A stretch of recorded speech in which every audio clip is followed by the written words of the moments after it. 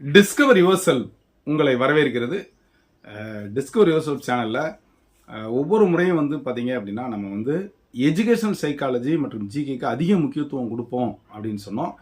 ஏற்கனவே கடந்த வாரம் பார்த்தீங்க அப்படின்னா ஒரு டெமோ கிளாஸஸ் நடந்தது. அந்த டெமோ கிளாஸஸில் நிறைய நண்பர்கள் வந்திருந்தாங்க.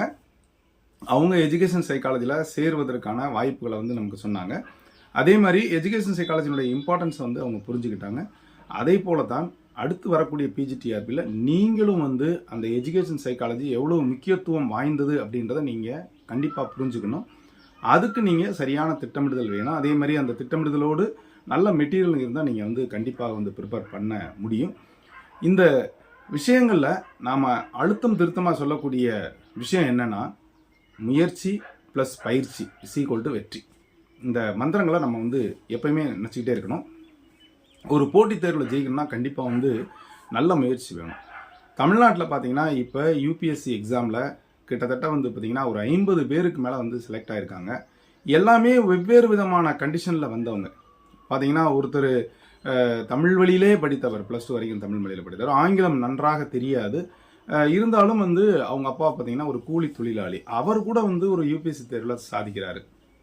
இதே மாதிரி பார்த்தீங்கன்னா ஒரு நல்ல பேக்ரவுண்டு பின்னணி கொண்ட டாக்டராக இருக்கிறவங்க அல்லது ஏதாவது ஒரு பெரிய நிறுவனத்தில் வேலை பார்க்கக்கூடிய அரசு ஊழியர்களாக இருக்கக்கூடிய பிள்ளைங்க, அதே மாதிரி கீழ்மட்டத்தில் இருக்க பிள்ளைங்க எல்லாருமே பார்த்தீங்க அப்படின்னா ஒரு யூபிஎஸ்சி எக்ஸாமே கிளியர் பண்ணுறாங்க, அதுவும் குறைந்த வயதிலே. அதே மாதிரி நீட் தேர்வில் பார்த்தீங்க அப்படின்னு சொன்னால் 720க்கு 700 மதிப்பெண்கள் 720 மதிப்பெண்கள் வாங்கக்கூடிய அளவுக்குலாம் ஸ்கில்லு இருக்குது. யாருமே அந்த ஸ்கில்லை நம்ம சரியான முறையில் டியூன் பண்ணுறது இல்லை. நமக்கு எல்லாருக்குமே கொடுக்கப்பட்ட அறிவை சரியான முறையில் பயன்படுத்தினால் நிச்சயமாக ஜெயிக்க முடியும். அதே மாதிரி பார்த்தீங்கன்னா ஒரு மாற்றுத்திறனாளி என்று முத்திரை குத்தப்பட்ட ஒரு நபர் ஐஆர்எஸ் கிளியர் பண்ணார். நானே அந்த மோட்டிவேஷன் கிளாஸில் கலந்துக்கிட்டேன். புதுக்கோட்டையில் நான் வேலை பார்க்கும்போது திருச்சியில் அவர் பேசினார். அவர் பார்த்தீங்கன்னா அந்த ஸ்டாமரின்னு சொல்லக்கூடிய திக்கி பேசக்கூடிய இது இருக்கும். அதே மாதிரி டிஸ்லெக்சியா ஸ்டூடெண்ட்டு. அவர் பார்த்தீங்கன்னா ஸ்கூலில் துரத்தப்பட்டவர். அவரே பார்த்தீங்கன்னா அவர் கிளியர் பண்ணுறாரு. ஐஆர்எஸ் கிளியர் பண்ணுறாரு. இது எல்லாத்துக்குமே பார்த்தீங்கன்னா ஒரு விடாமுயற்சி, தன்னம்பிக்கை, அந்த முயற்சி என்பது கட்டாயம் வேணும். முயற்சி இருந்தால் நிச்சயமாக நம்ம ஜெயிக்க முடியும். நான் 2 முறை எழுதியிருக்கேன், 3 முறை எழுதியிருக்கேன், ஏன் 5 முறை எழுதி கூட யூபிஎஸ்சி பாஸ் பண்ணுறாங்க இல்லைங்களா? அப்போ அந்த ஒரு விடாமுயற்சி எங்கே நாம் தப்பு பண்ணோம் அப்படின்ற விஷயங்களை நீங்கள் கண்டிப்பாக கண்டுபிடிக்கணும். ஒரு அனாலிசிஸ் போடணும். இப்போ நான் கிட்டத்தட்ட ஒரு 10 பேர் அந்த அவங்களுடைய எப்படி நீங்கள் இந்த பாதைகளை கடந்து வந்தீங்க அப்படின்னு கேட்கும்போது அவங்க சொல்கிற விஷயம்லாம் என்னென்னா, நான் தோல்வி அடைந்த பிறகு அந்த தோல்விக்கான காரணத்தை நான் அனாலிசிஸ் எடுப்பேன், எங்கே நான் தப்பு பண்ணி இருக்கிறேன்.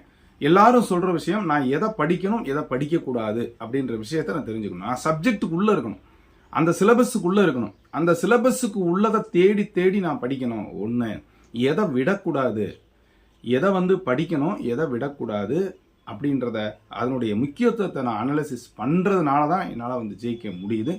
ப்ரிலிம் பாஸ் பண்ணுறேன், மெயின் பாஸ் பண்ணுறேன், இன்டர்வியூவில் போய் 2 முறை 3 முறை முடியுது. அங்கே நான் என்ன பண்ணுறேன் அப்படின்ற மாதிரி. இப்போ நம்ம பிஜிடிஆர்பி பொறுத்த மட்டும் இந்த வேலையே கிடையாதுங்க. வெறும் அப்ஜெக்டிவ் டைப் மட்டும்தாங்க. உங்கள் சப்ஜெக்டில் நீங்கள் வெல்வர்ஸ்டாக இருந்து எஜுகேஷன் சைக்காலஜிலையும் கூடுதலாக மதிப்பெண்கள் பெற்றீங்கன்னா எளிமையாக நீங்கள் உள்ளே வரலாம். இந்த விஷயத்தை தான் நான் உங்களுக்கு திரும்ப திரும்ப சொல்கிறேன். எதை படிக்கணும் அந்த சிலபஸ்க்குள்ளே நீங்கள் இருக்கணும். டிஆர்பி கொடுக்கப்படக்கூடிய சிலபஸில் நீங்கள் தரவாக இருக்கணும். நீங்கள் ஒன்றும் பெரிய லெவலில் உங்களுக்கு வேறு குரூப் 1 எக்ஸாம் அல்லது மற்ற எக்ஸாமுக்கு எழுதுகிற மாதிரி டிஸ்கிரிப்டிவ்ங்கிற பேச்சே கிடையாதுங்க. பூராமே அப்ஜெக்டிவ்ஸ் மட்டும்தான். புரிந்து கொண்டால் போதும். எளிமையாக நீங்கள் அந்த 100 மதிப்பெண்கள் 150க்கு 100 மதிப்பெண் வந்தாலே ஒரு நல்ல ரேங்கில் வந்துடலாம். ஈவன் ஜிடி ஜென்ரல் டர்ன்லேயே நீங்கள் வர்றதுக்கான வாய்ப்புகள் இருக்கும். அதற்கான முயற்சி மட்டும் உங்களுக்கு இருந்துக்கிட்டே இருக்கணும்.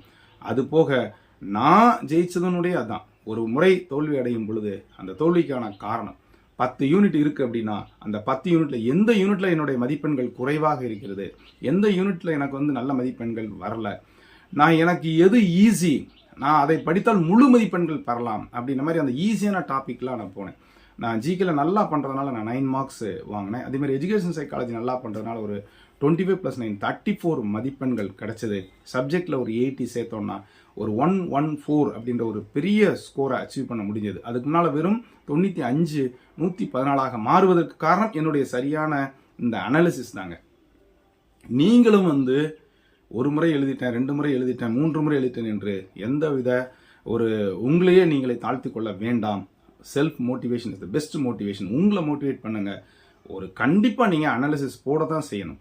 எதை படிக்க வேண்டும் அப்படின்ற ஒரு அனாலிசிஸ் போடணும். எதில் நீங்கள் ஹேர்டில்ஸ் இருக்குது, எதில் உங்களுக்கு வந்து சரியான புரிதல் இல்லை, எதில் நல்லா இருக்குது, அதை ஒன்று விடாமல் நீங்கள் வந்து நல்லா ப்ரிப்பேர் பண்ணி முயற்சி பண்ணால் நிச்சயமாக ஜெயிக்க முடியும். இந்த மோட்டிவேஷன் உங்களுக்கு நல்லா உங்களுக்கு பிடிக்கும்னு நினைக்கிறேன். உங்களுடைய நண்பர்களுக்கும் நீங்கள் இதை அனுப்புங்க, ஷேர் பண்ணுங்கள். மறக்காமல் ஒரு அனாலிசிஸ் கண்டிப்பாக போடுங்க. அப்போ தான் நீங்கள் வந்து அடுத்த தேர்வுக்கு தயாராக முடியும். முயற்சி ப்ளஸ் பயிற்சி இஸ் ஈக்குவல் டு வெற்றி. இது வரைக்கும் நம்முடைய சேனலை சப்ஸ்கிரைப் பண்ணிட்டு கூட பெல்லைக்கான கிளிக் பண்ணிட்டு ஆளுங்கிற ஆப்ஷனையும் மறக்காமல் செலக்ட் பண்ணுங்கள். மீண்டும் சந்திக்கலாம். நன்றி, வணக்கம்.